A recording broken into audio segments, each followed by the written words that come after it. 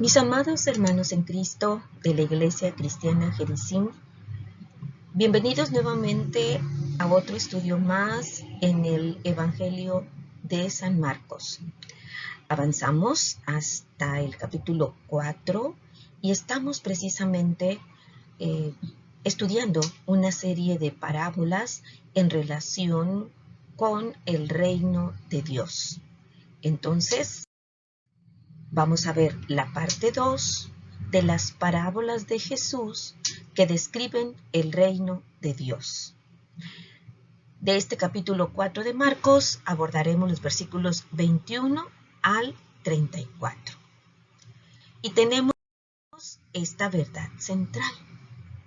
En estas parábolas vamos a encontrar que la palabra sembrada en el corazón crece imperceptiblemente desde las etapas más tempranas del desarrollo hasta los frutos más maduros de su justicia práctica. Es muy importante esto porque acuérdense que justicia o los frutos de justicia están en relación con los hechos, con los actos, con el comportamiento del cristiano. Y por eso habla de una justicia práctica. Como introducción, miren bien hermanos, Jesús usó las parábolas de este pasaje en varias ocasiones. Marcos las ubicó aquí, las concentró aquí, en esta parte de su evangelio, porque su mensaje reforzaba el de las parábolas del reino y demostraban la necesidad de dar una respuesta adecuada a las mismas. Así pues, entonces, el autor, que es Marcos, hace esta compilación de las parábolas, este concentrado de parábolas entre la lección de la semana anterior con la de esta semana. Así que al igual que en el estudio anterior, vamos a ver parábolas en relación con el reino de Dios. El día de hoy particularmente vamos a ver pues mínimo unas 4 parábolas de una manera muy concentrada, muy sintética. Así que pasamos al segmento número 1, a la sección número 1. Aquí podemos encontrar una parábola que se llama la parábola de la lámpara y la medida. En realidad, para quienes estamos muy familiarizados con estas parábolas en los evangelios de Mateo y de Lucas, que ya fueron abordados en otros estudios, pues la palabra medida hace alusión al almud, que va a ser mencionado aquí en este estudio. Entonces, podríamos decir que esta sección se llama la parábola de la lámpara y el almud. Nuestra base bíblica abarcará los versículos del 21 al 25, pero ordenados de la siguiente manera. Primero vamos a leer los versículos del 21 al 23, los cuales dicen así.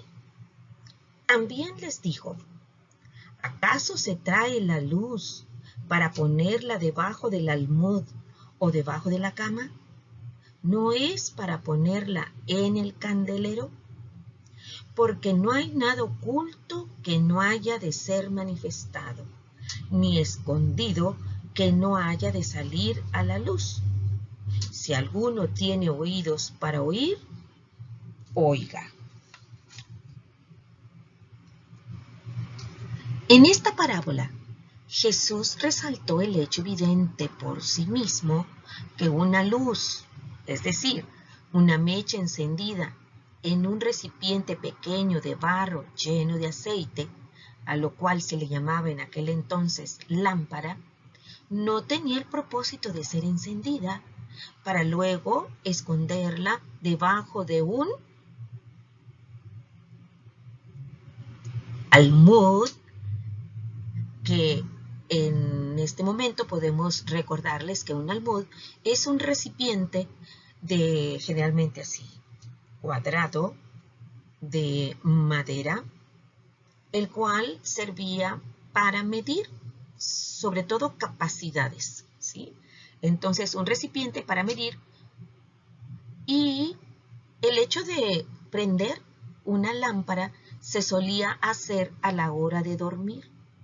Entonces, era ilógico que se prendiera esta lámpara y se pusiera debajo de un recipiente o, como dice aquí, debajo de una cama.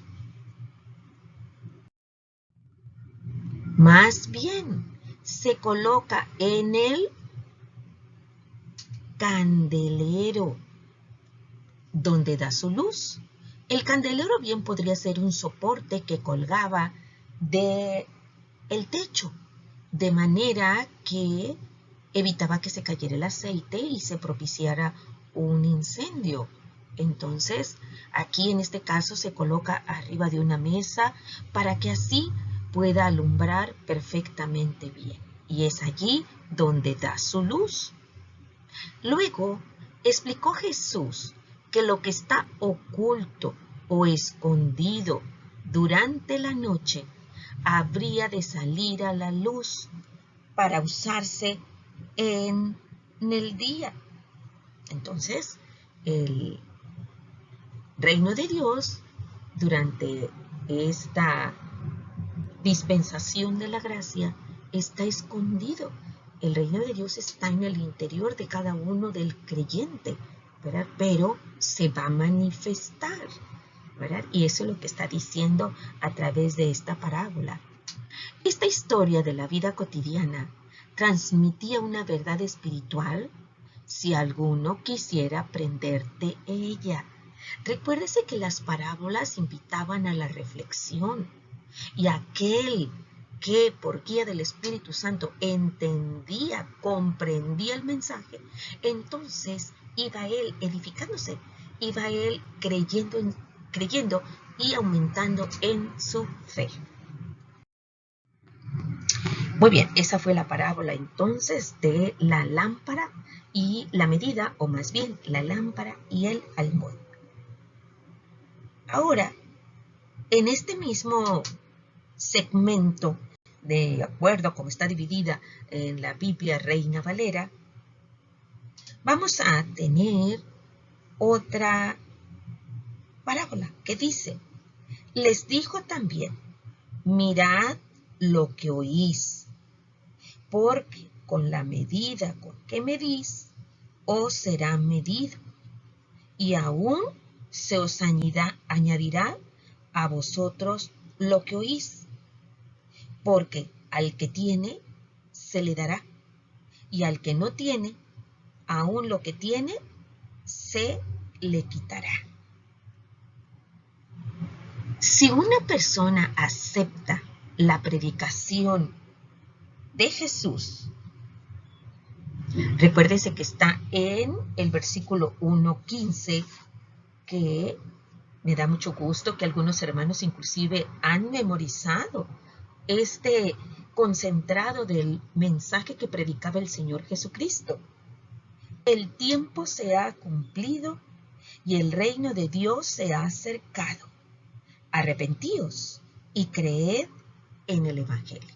Entonces, si una persona acepta esta predicación de Jesús, que el reino de Dios se ha acercado, que él se reconoce como pecador, se arrepiente y cree en el Evangelio, en las buenas nuevas, Dios le dará parte en su reino ahora, y aún se le añadirá en la manifestación futura del reino, cuando el Señor Jesús venga por segunda vez y establezca aquí su reinado milenial, ¿verdad?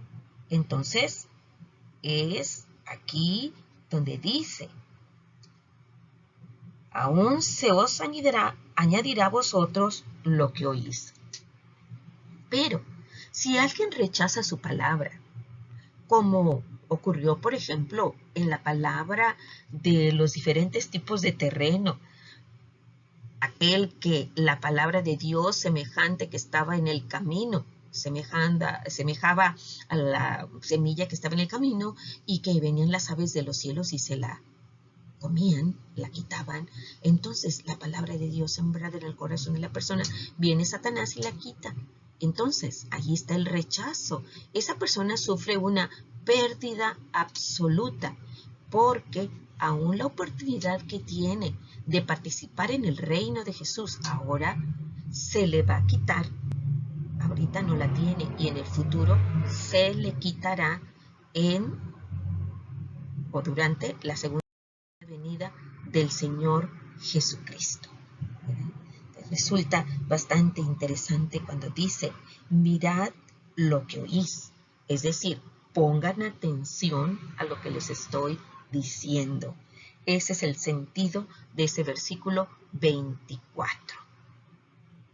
Ahora, vamos a tener en los versículos 26 al 29 una porción, una parábola que se llama así, parábola de la tierra que da fruto por sí misma. Parábola de la tierra que da fruto por sí misma. Esta es la única parábola exclusiva de Marcos.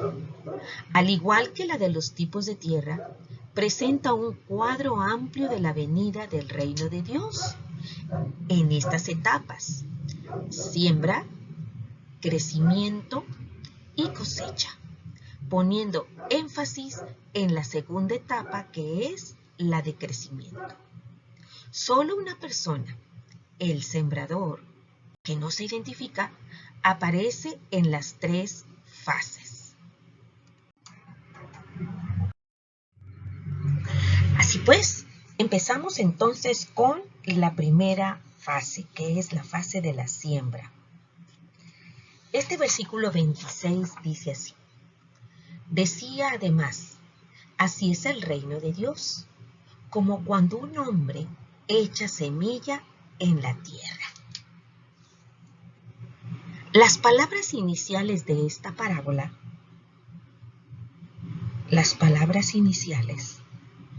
podrían traducirse así: el reino de Dios es como un hombre que echa semilla en la tierra.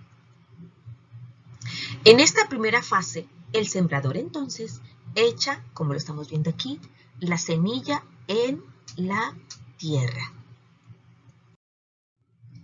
Ahora vamos a la segunda fase, que son los versículos, están los versículos 27 y 28, que dice así: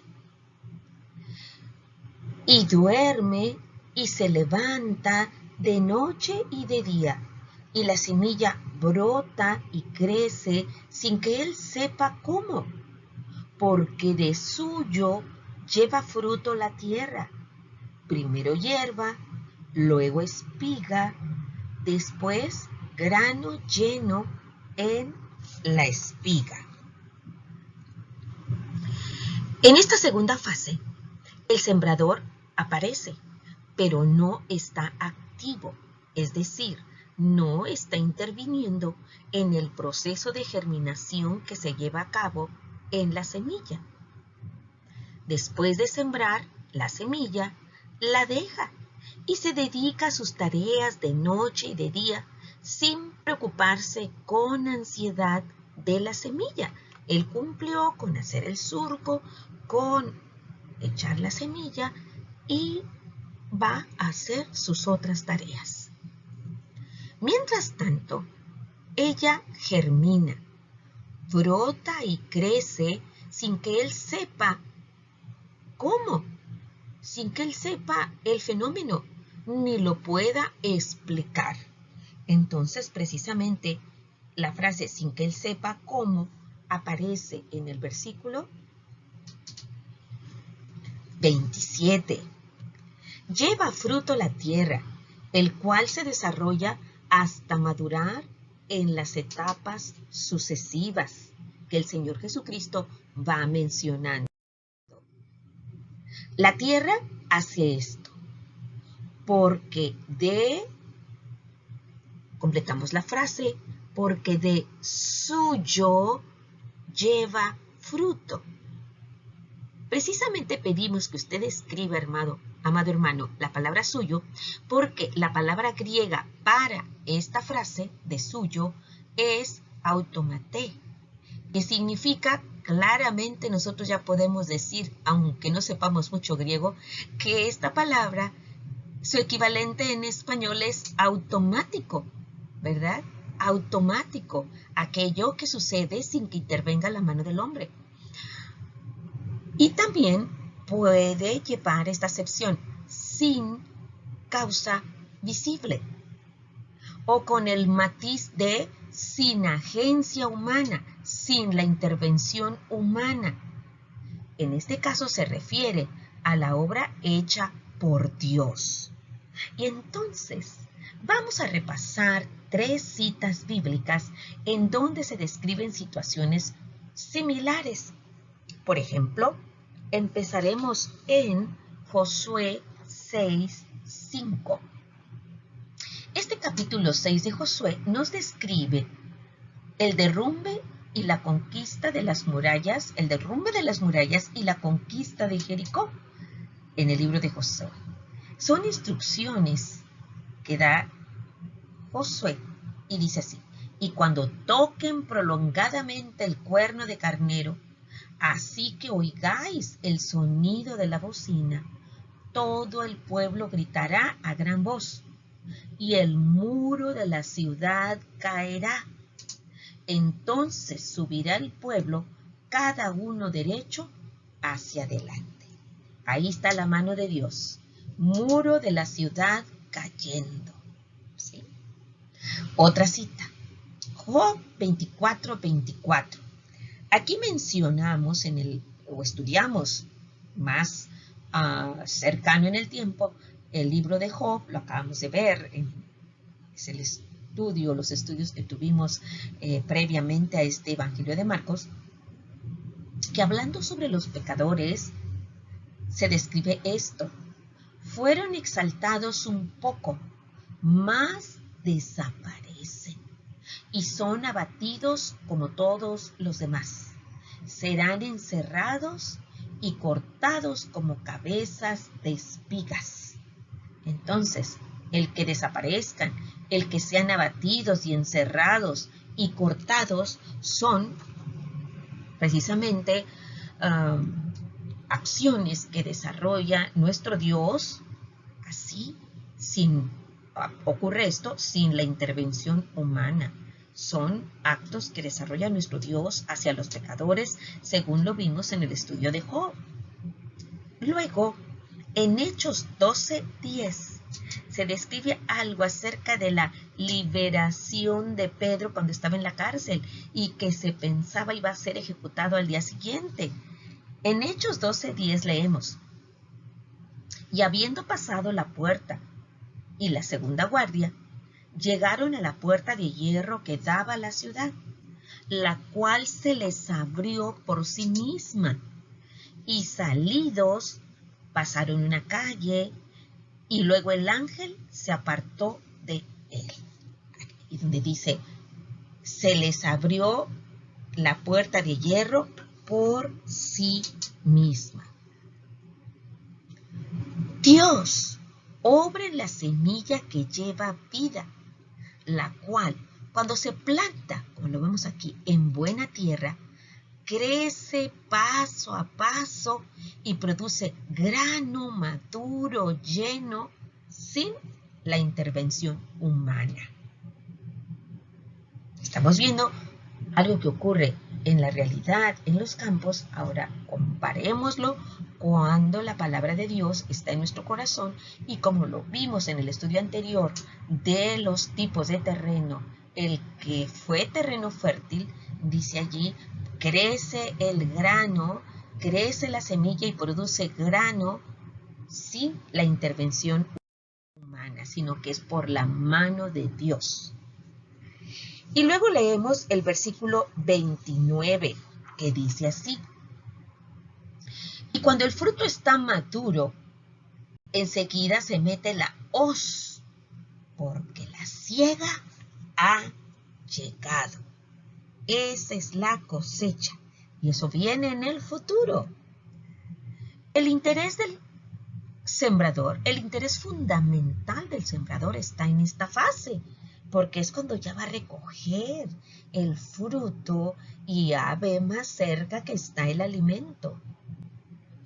Cuando en el futuro el fruto está maduro, enseguida él mete la hoz.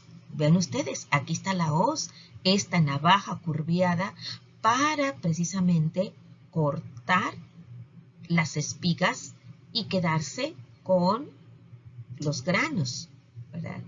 Literalmente aquí la palabra que aparece es o dice envía la hoz, envía la hoz, una figura de lenguaje que tiene el sentido de envía a los segadores, ¿sí? Es Dios el que envía a los segadores. Y tomamos como referencia este libro de Joel 3:13, que dice así: echad la hoz, porque la mies está ya madura. Venid, descended, porque el lagar está lleno. Rebosan las cubas, porque mucha es la maldad de ellos. Se habla acerca del juicio y del corte, que puede ser tanto en sentido positivo cuando se menciona, por ejemplo, en la parábola que vamos a ver más adelante del trigo y la cizaña, que se cortan las espigas del trigo y se llevan a almacenar. Esto es una alusión a ir al reino de los cielos, ir al cielo. En cambio, cuando también se siga la cizaña, entonces ella se va al fuego, ¿verdad? Al infierno. Entonces dice aquí, cuando se mete la hoz, cuando se envía la hoz, es que la siega ha llegado. Y aparece allí, cuando la siega ha llegado, este término en inglés, paresteken, que significa estar lista. El énfasis de esta parábola está en la segunda fase, la del crecimiento bajo la iniciativa de Dios. Entre la proclamación de Jesús, que hace 2000 años, él como humilde sembrador puso la semilla del evangelio en el corazón, y luego posteriormente sus discípulos, ¿verdad? Y sus discípulos, y la manifestación final del reino por medio de un Jesús, pero no como el humilde sembrador, sino cuando viene como un poderoso segador a llevarse las espigas con el grano maduro. Vamos ahora entonces hacia la tercera parábola. Repasamos entonces que hasta ahorita hemos visto con esta la tercera. La primera fue la de la lámpara y el almud. La segunda, la semilla que crece por sí sola en la tierra. Y la tercera, la parábola de la semilla de mostaza que tan conocida es. Para esto leeremos los versículos del 30 al 32, que dice así. Decía también: ¿a qué haremos semejante el reino de Dios? ¿O con qué parábola lo compararemos? Es como el grano de mostaza, que cuando se siembra en la tierra es la más pequeña de todas las semillas que hay en la tierra. Pero después de sembrado, crece y se hace la mayor de todas las hortalizas y echa grandes ramas de tal manera que las aves del cielo pueden morar bajo su sombra.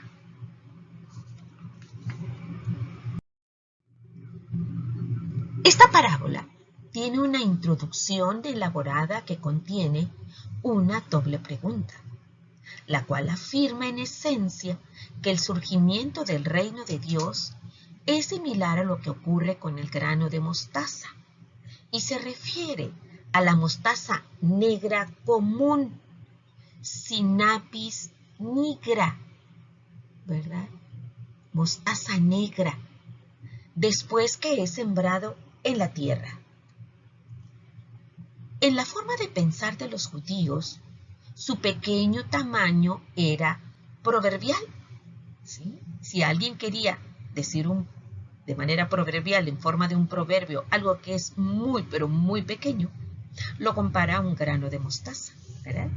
Puesto que es la más pequeña de todas las semillas que se siembran en el campo, se necesitaba de 725 a 760 semillas de mostaza para dar el peso de 1 gramo.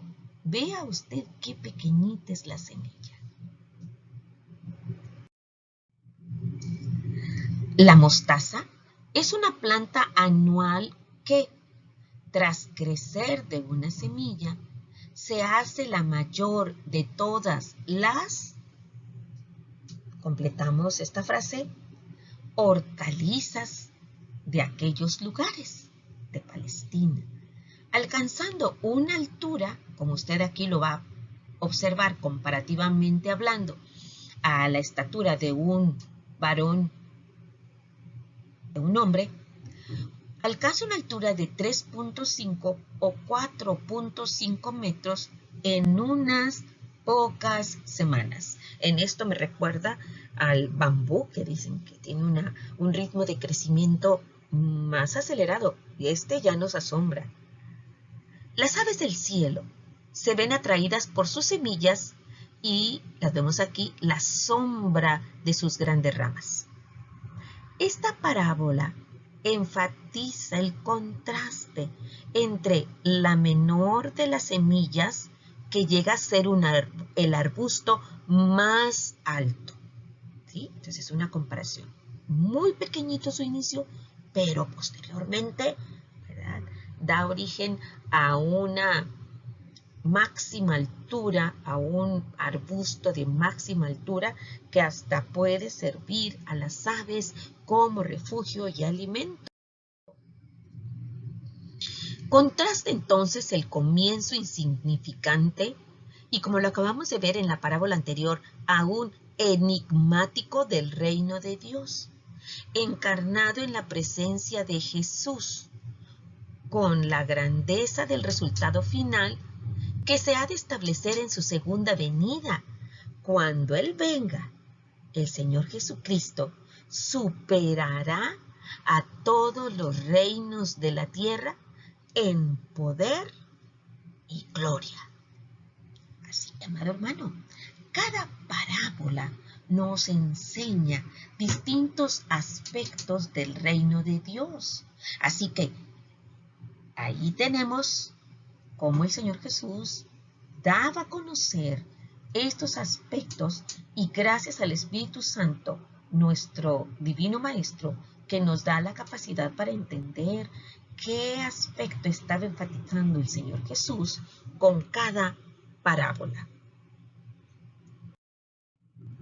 Ahora entonces llegamos al resumen conclusivo. Un pequeño resumen a manera de conclusión en estas dos partes de las parábolas de Jesús que describen el reino de Dios. Dice así: con muchas parábolas como estas, les hablaba la palabra conforme a lo que podían oír, y sin parábolas no les hablaba, aunque a sus discípulos en particular les declaraba todo. Estos versículos resumen el propósito y la perspectiva de la enseñanza de Jesús por parábolas. Su práctica era hablar la palabra a las multitudes, así como a los discípulos, por medio de parábolas que se adaptaban a su nivel de comprensión. Esto lo hacía debido a los conceptos equivocados acerca del reino de Dios. ¿Se acuerdan? El judío de aquella época esperaba un reinado político, ¿verdad? Debido a esos conceptos equivocados, Jesús no les enseñaba sin parábolas. Aunque a sus discípulos, en privado, en particular, les declaraba todo sobre su misión en lo relacionado con el reino de Dios. Esta doble perspectiva, hablar a la multitud por medio de parábolas, pero aparte explicarles a fondo claramente todo a sus discípulos, se toma por sentada a través del resto del Evangelio. Así pues, mínimo tenemos unas 5 parábolas que nos describen el reino de Dios y que coleccionó en este apartado Marcos. Llegamos a la aplicación del estudio. Jesús adaptó sus métodos a la capacidad y los deseos de entender de su audiencia. En la diapositiva previa hablábamos que adaptaba a su capacidad, pero también en el estudio anterior vimos que había dentro de los oyentes de las enseñanzas de Jesús personas que tenían deseos de entender lo que él hablaba y otros que definitivamente endurecieron su corazón. No habló en parábolas para confundir, sino a fin de desafiar a los que sinceramente lo buscaban a buscar el verdadero sentido de sus palabras, a que meditaran, a que reflexionaran. ¿Se acuerdan ustedes de los tesoros escondidos? Cuando en el Antiguo Testamento dice, y te daré los tesoros escondidos y los secretos muy guardados. Así que entender una verdad de la palabra de Dios, hay que meditarla y ser sensible a la influencia, a la labor del Espíritu Santo en nuestra mente y corazón. Eso es lo que podemos aprender de esta serie de parábolas. Que el Señor les bendiga, mis amados hermanos. Nos veremos, si Dios así lo quiere, en la próxima semana.